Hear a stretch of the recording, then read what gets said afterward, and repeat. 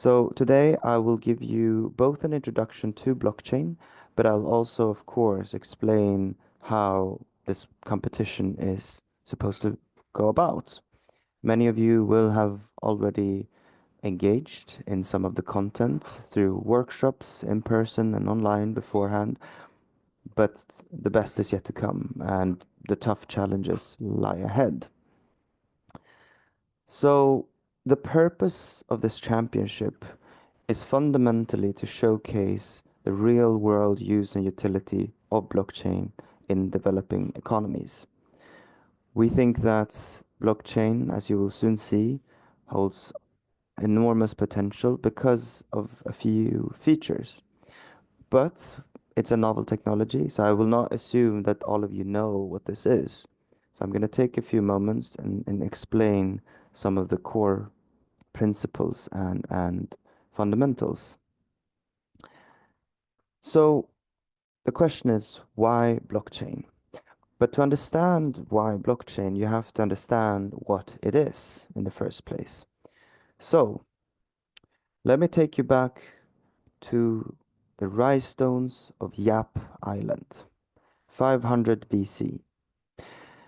Back then, the rise stones were the one way that you could represent value, money, in other words. Every day we use various forms of money. For example, we use cash, we have coins, we have paper, then we have electronic money. You know those numbers in your phone, mobile money. There's also money in the form of money in the bank. That's slightly different from money in your hand. Um, but here's one way of representing money, because money is really just one way of um, trading, or you can use money to get something that you want. So the way it worked on this Yap Island was each stone had different sections. And so whenever you wanted to buy something, you would know that, well, the top section of this particular rice stone belongs to me. Now, let's say Bob here wants to buy a a a banana from uh, like Moses. Let's say here, let's call this guy Moses. Then he would say, "Well, I got this top section of the stone here. Could I trade it for your banana?" And then they would say, "Okay, sure." And then everyone would know that this top section now belongs to Moses instead of um, John, I think I said. So the key thing here is that you announce the ownership. You update like who owns the stone, and you tell that to everyone on the island. So this way, everyone sort of kept their own copy of this rice stone. So they would remember, okay, well, here's what this person would do. Here's what this person would own. So the question is, why not just have one record keeper, like one person to keep track of this? And traditionally speaking, we have our banks, maybe we have M-Pesa, or we have um, various other methods of keeping track. Well, what if this person gets sick? Well, how are you gonna tell them now to change the ownership? That's not good. Or what if they are, busy with some other things, or they're sad, or they're not interested? Or the worst case scenario, what if they're malicious? There's someone you cannot trust. That's pretty bad as well. So instead, you distribute it by having it among so many different people. Even if one person disappears, it's fine. There are so many other people. Um, Even if one person is corrupt, they can't. It's very hard for them to convince everyone at the same time that they're of their malicious intents. So, for example, if I'm malicious and I control the database, I could just I could just say, oh no, no, Moses doesn't own this part. Someone else does. So This is the background of blockchain. Blockchain works in a very similar way. It records ownership on a so-called distributed database. Now, why is it called blockchain? Well, I have a wonderful illustration to convey that. So, in each block, there are transactions, and that's why, and inside these transactions, you have lots, aside from transactions, you have lots of other information. So, what happens is you add basically a bunch of orders. So, like, Simon wants to send money to Moses. So that would be an order that's put inside this block. And aside from that, there's a lot of technical stuff, but essentially you take the information from the previous blockchain and then you add it as part of the information in the next blockchain, or the block, I mean. And the reason why they're chained is precisely because they refer to the previous one. So you have you see a previous block address. Um, Now, you've probably heard of cryptocurrency as well. There's something called Bitcoin. So A wants to send money to B, and then this, well, is eventually recorded as a block, as I mentioned, and then the block is broadcasted to every party in the network. So previously we talked about how you have like people. So now you can imagine that you can have computers in a network. And then the question is, well, which of these blocks are valid? Because you don't want someone to cheat. So you have people who can approve this, and there are various mechanisms of achieving that. Bitcoin uses one type of mechanism. Cardano, one of the bounty partners, have one, and Avalanche has another one. Everyone has their own slightly different method. And then you add these blocks and create a record of transactions. And once that's done, well, that's when as a regular person, that's when we see, okay, the money has been sent, or the crypto has been sent. The key thing here is that, as I saw here, the network participants are rewarded in cryptocurrency for doing this. For this type of work, the proving, that is paid out using this crypto. And that's the original purpose of these cryptocurrencies, including Bitcoin. That's the role they fulfill. And they're paid by the code itself. So all of these different, um, all that I've described so far is written in code. So whenever you satisfy the code defined conditions, you get this reward. So to summarize, it's just a way of keeping track of data. That's another way of phrasing it. Of course, we're doing it in a distributed manners, and there are a lot of rules and cryptography involved. But then someone asked, what else can we put in these blocks? Because it's just data, it's information, bits and, zeros and ones. Well, you can put computer programs there. And this is what we call programmable money or smart contracts. As with any code, you typically write conditions. You say, if this is true, then this should happen. And so anything that you can think of as writing in code, you can do on this blockchain. Now, the issue is the initial blockchains that were created were not particularly scalable. What that means is that in Bitcoin, for example, I think you can only do a few transactions per second. I think it's maybe 5 or 7. So across the entire world, there can only be 7 transactions at once. So clearly, this cannot replace mobile money or MasterCard or Visa. There's also the issue of decentralization. Well, this refers to the idea that you have a lot of different participants, so to make it hard to um, manipulate it. And then security. So um, that is referring to the ability to defend it against hackers and things like that. So The scalability trilemma refers to the challenge of not being able to get all three at once, even though we want all three. So Bitcoin is very, very secure and it's very, very decentralized, but it's not very scalable. But then there were two more challenges, and that is governance. That's the first one. How do we update these rules? What if we want to evolve the agreed rules of the game? For example, in a government, in a state, we keep on changing the laws because the world changes. What if we need to do that, but for this code? How do we agree on things? Another fifth challenge was that of sustainability. You may have heard that Bitcoin consumes a lot of energy, and that's very true.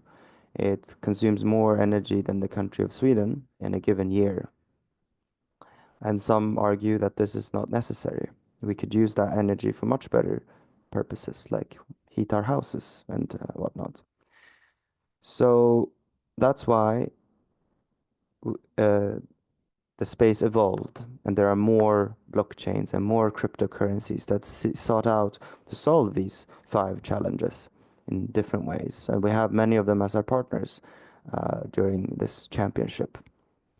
Um, so far, however, I would say there are basically two major successes. I'm not going to say that there are not more than those, but these two clearly stand out in the cryptocurrency space. The first one are the meme coins. You might have heard of Dogecoin. The president of the United States launched a meme coin, and some of the most profitable or popular platforms in the space right now are meme coin trading platforms. Meme coins are useless, or they don't really bring anything, but they're just a way to speculate.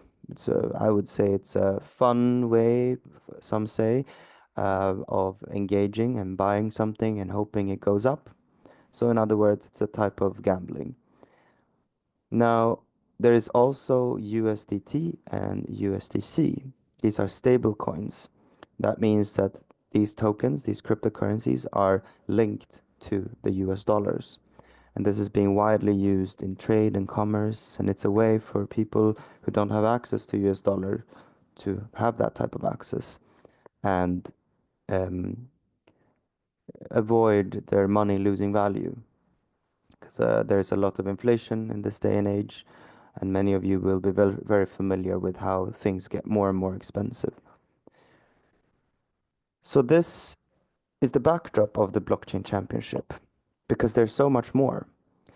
Um, Blockchain, I would like to think, has use cases and real world utility. And I'll just flag three things that I'm particularly excited about. The first one being transparency. As you recall, all transactions on a blockchain are public by default. Now, there are data protective platforms that hide the information, and that's also valuable. But many of the current big ones, for those you can trace and you can see exactly where money is going. And that might have good uses, especially if you don't trust other people and you want to see where, let's say public funds are being spent. The second one is automation. As you recall, one way of viewing smart contracts or this programmable smart contract is to call it programmable money, which means that you can automate a lot of money related things. You can say that if it rains too much, if it rains too much, then we will send the farmer some money because their crops were destroyed.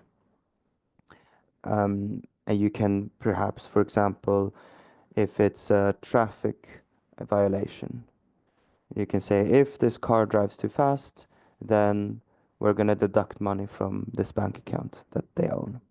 Maybe that's not particularly desirable, but I'm just giving some ideas here.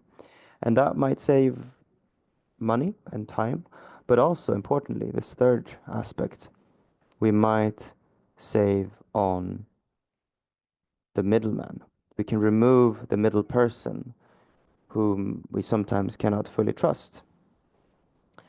That middle person can take the money, they can ask for, kickback of various sorts, leading to inefficiencies and leading to people who are not really adding much value to get paid for something that they don't really deserve.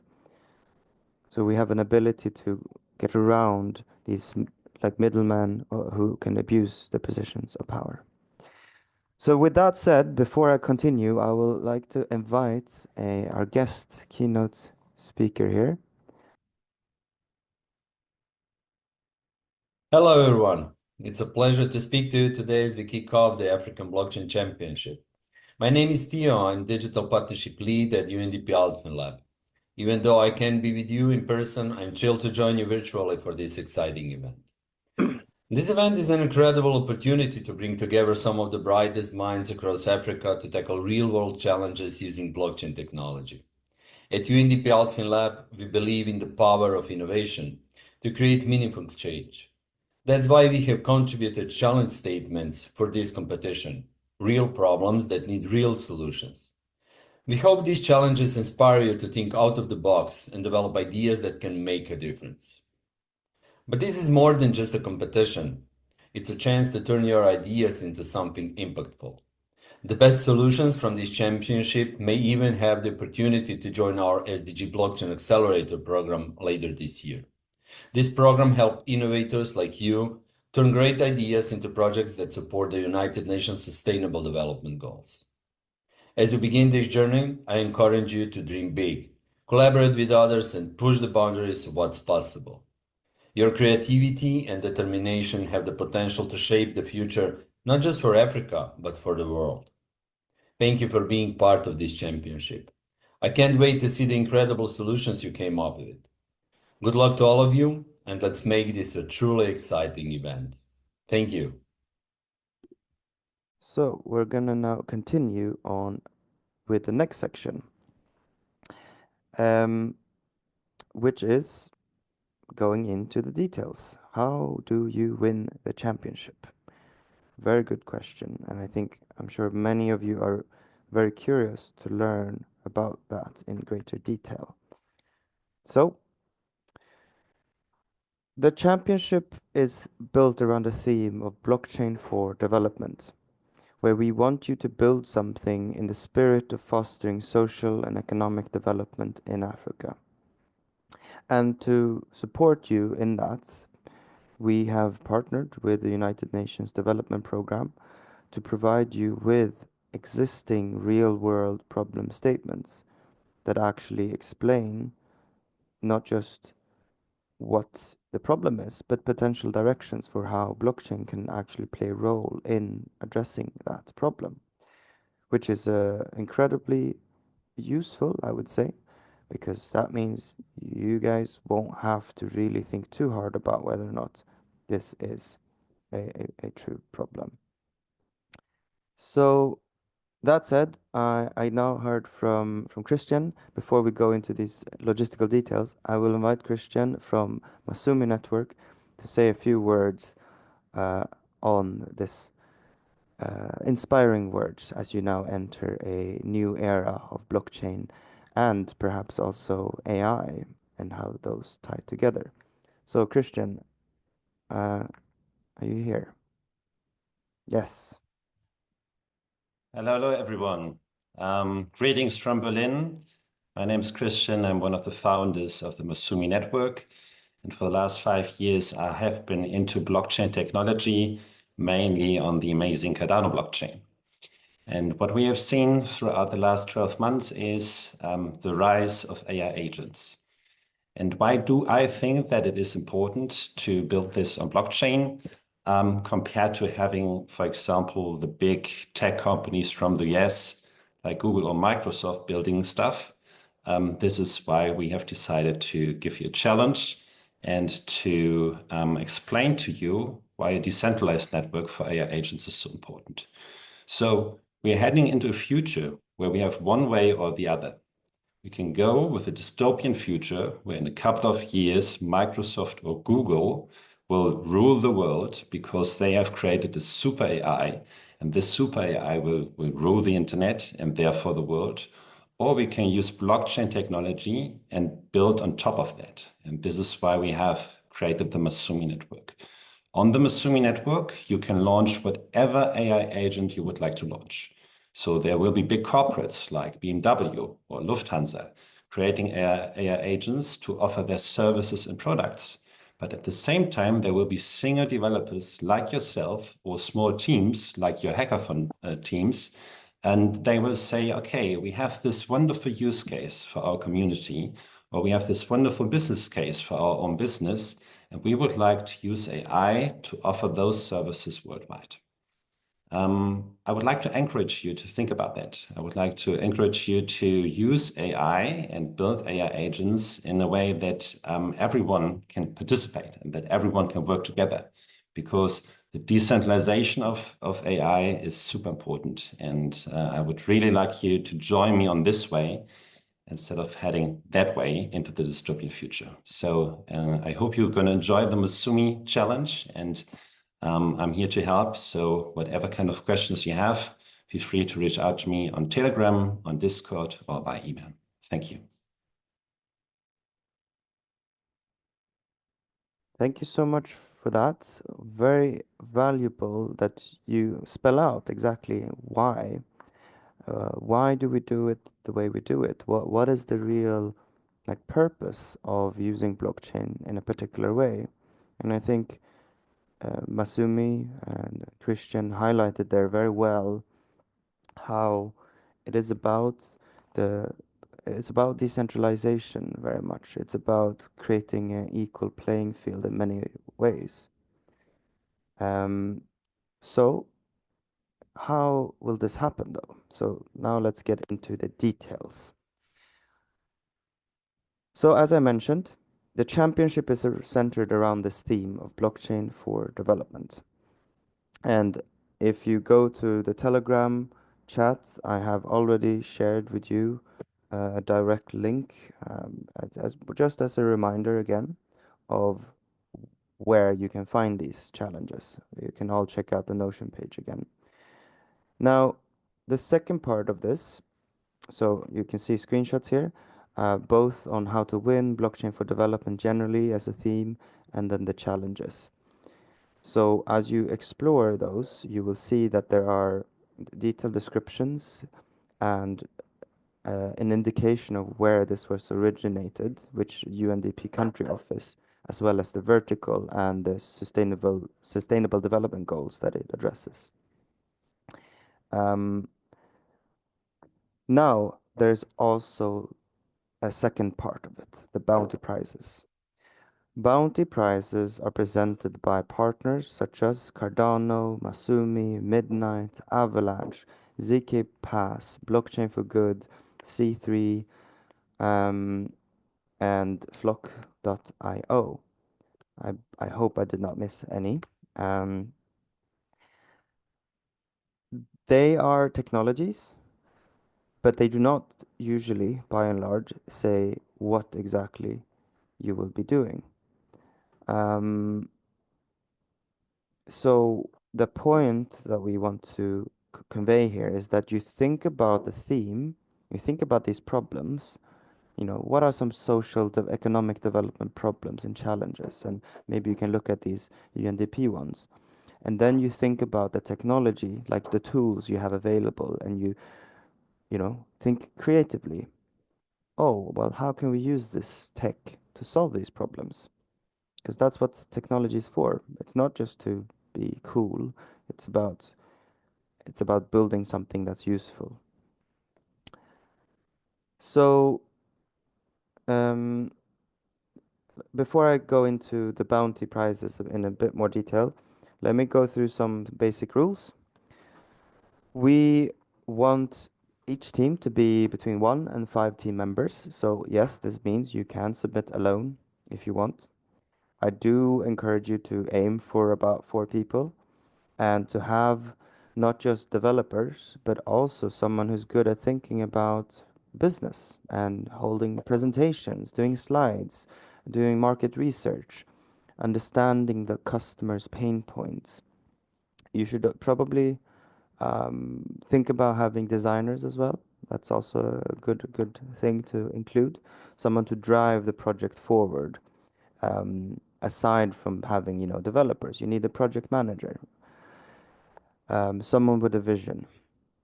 The second point is we want the majority to attend in person at one venue, so at least once, um, either during this weekend, but we also do have these workshops that we're hosting. Of course, if you're not around a venue where we have workshops, then that will not be possible. And I think as the organizer team, we believe that in-personness is important, but we can make exceptions. So I did get a question here in the chat. What if you're not in one of the countries? I think we can look into that. We want you to have a new project, so we don't want you to come in with like a fully built web application. It's just all already done, and you say, yeah, okay, I'm gonna submit here. We we do allow you to build on top of what you've already done. So let's say you have already an application, and then you realize, well, here we can actually add some AI agents, or we can add some privacy preserving technology, or we want to move this existing app to this new technology. Um, that's fine. You should submit before the deadlines. So we're gonna be going through some of these milestone submission deadlines. So please respect the timing. Um, Teams can be from different countries. So for some bounties, we do need you to choose where you're from, like from quote unquote, because that matters. There are certain prizes that are for specific countries. So you should indicate that. Um, and now to the next section here, submission deadlines. We would like you to submit your initial kind of progress by April 14th, 12 p.m. And if we see that, you've done okay, a good job, then you are invited to proceed to the quarterfinal stage. We're not going to be very strict on this. We understand this is new technology for many of you, but as long as you indicate that you've started the work, you're planning, you're putting together a team, you have some ideas, then that will be sufficient. Submission to enter the semifinals is the first more serious deadline. It's on April 28th. And here we want you to actually have started actually coding a little bit and have significant some form of prototyping and some code progress. Because then we're actually going to evaluate you and invite you to the semifinals before finally the final submissions, and that is on May 12th, 5 p.m. You can check the website if you want to see more details on what happens after that. Um, but the key question is, well, how do you do this? Well, you submit using this form, and all of these details were sent out in the newsletter that I believe you have subscribed to, and they will also be available on our Notion page. So with that said, I will now go over to a Q&A section. So we had one question coming in from South Africa, and that was, is there a venue in Johannesburg? And unfortunately, there's not. But if you are in South Africa and you want to organize something like a local gathering and meetup, then we're happy to support in whichever way we can. Now, I'll leave it to each of the country kind of primary venue representatives to gather questions and relay them here. So I'll just wait and see if there are any further questions. And I actually, while I do wait for questions, I can actually show you, for those of you who have not had time to thoroughly go through this, I'll show you the Notion page where you can find things. Um, so let's start by going to the website. So here you see the website, all of the application details. And if you go to timelines and schedule, you scroll down, you can first see all of these different timeline. Um, you can also see here embedded the Notion page. And so if you press here, view original page, you'll be guided to the full page. But you can obviously you can obviously still view it from inside here. So what I would say is, oops, you have both the schedule for today, and this is phrased in GMT plus 0. That's because we're in so many different time zones. So depending on where you are, you have to add 1, 2, or 3 to whatever timings you have here. So we're just about here. In Ethiopia, we're almost at, I believe, 1 o'clock. In Rwanda, it's at 12 o'clock, and so on and so forth. So that's where we are. Next up, and this has not been up, we've reshuffled the schedule slightly here, but next up are some sponsor workshops. We both, I believe we have needed to shuffle some things around here, but largely this should be correct. Um, what will happen is we're gonna have breakout rooms. So there will be breakout rooms, uh, like inside of the Zoom, where you can sort of opt in to join, uh, whichever one you'd like. Some venues might not have 3 different screens. So if you're interested in, let's say, midnight, then you can join that particular session. Or if you're interested in Cardano, then you can join that particular session via your laptop. Then there's a lunch break. Well, I say not provided here. That's in general. We have some exceptions. Some places have some food and snacks. Um, then they have the afternoon sponsor workshops, going through Flock, ZK Pass, and Masumi.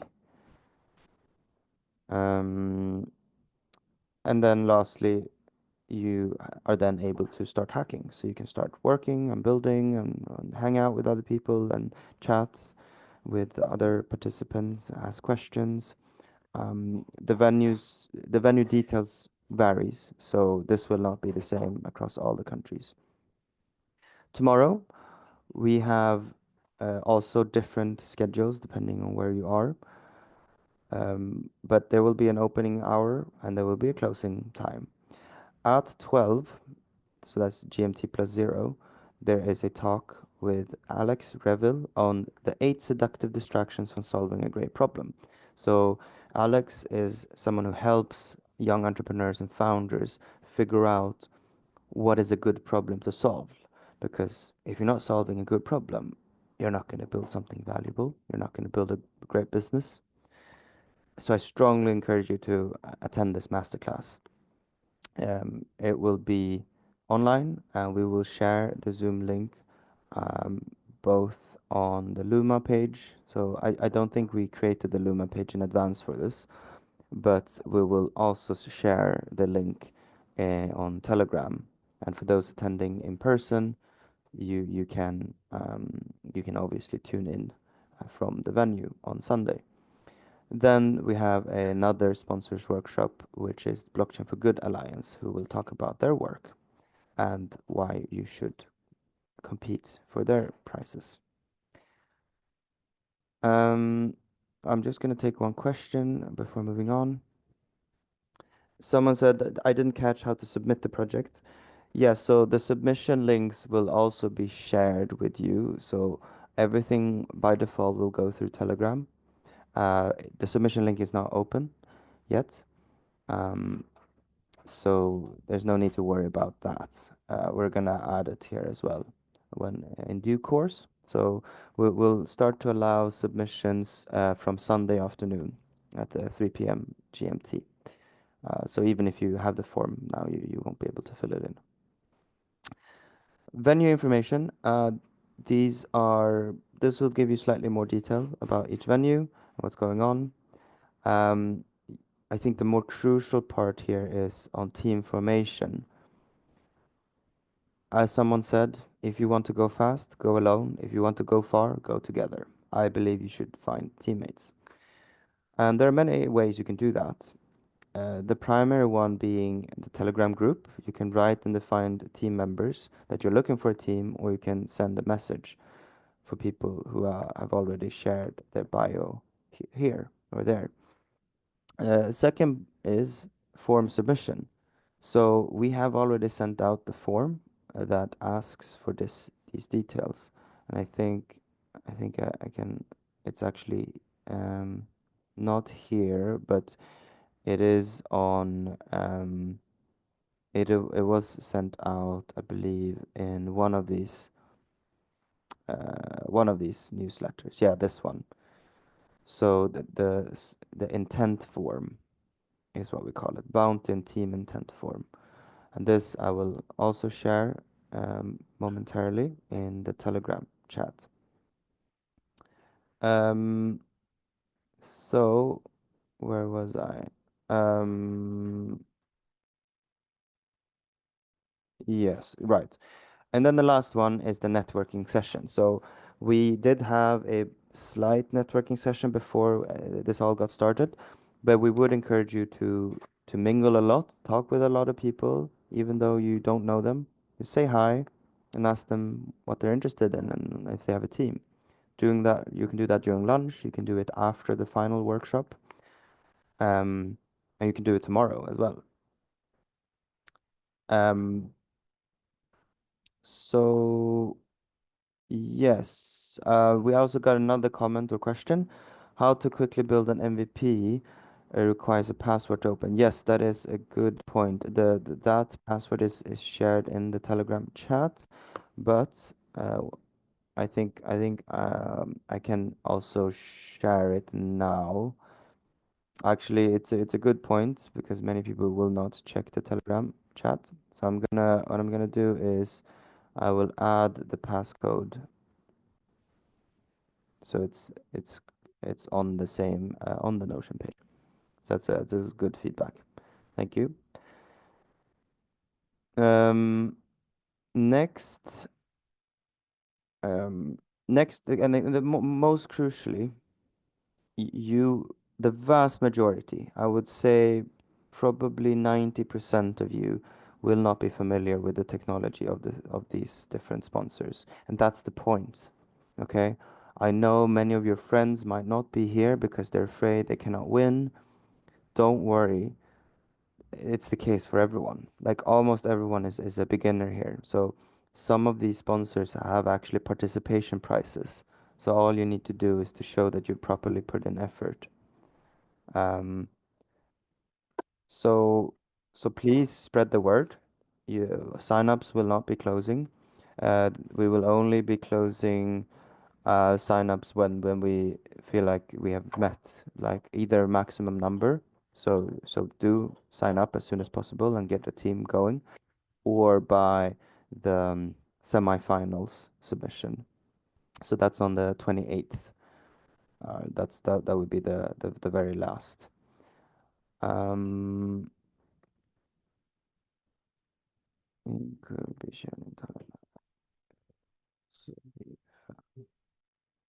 okay, any other question?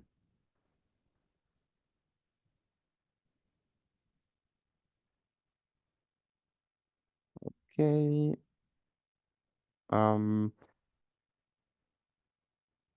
if you haven't already, you can check out the Luma events calendar and subscribe to that as we will announce more workshops and events and opportunities to learn more. In particular, Flock, there will be more on Flock, Avalanche, and Masumi. and Cardano. All of these diamond sponsors will have more learning opportunities. It is remote. I know it's not the most engaging, but it's a massive opportunity for you. I'll I'll finish off. We have a few more minutes until the first workshops will begin.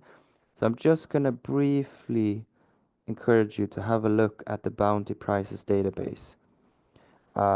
Each one of these list how much, but importantly, we'll also list how many interested projects there are. So as the main action item that I would like you all to take right now or today, as soon as possible, is the form. So I would like you to fill in uh, what we call it, the interest form of that indicates which kind of teams, if you have a team, what team name is it, um, and which protocol or which kind of bounty that you are aiming for.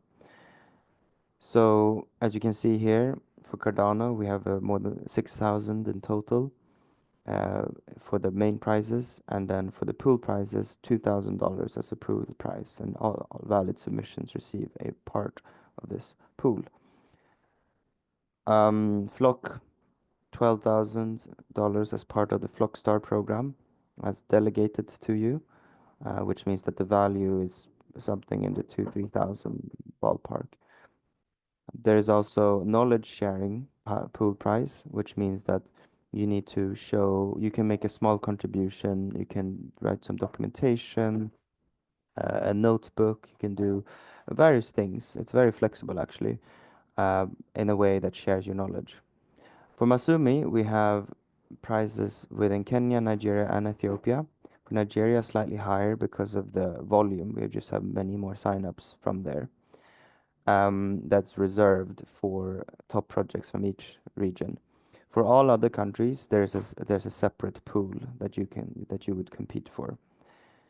Midnight, $7,000 in total, with the first prize being $4,000.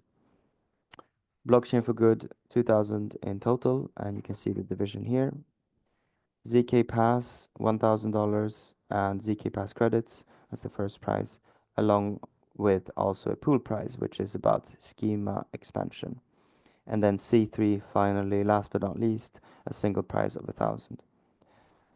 And then for Avalanche, we have not yet updated this one, but it should be available soon. I actually know it's $6,000, $6 or $7,000. So it just hasn't been updated on our end.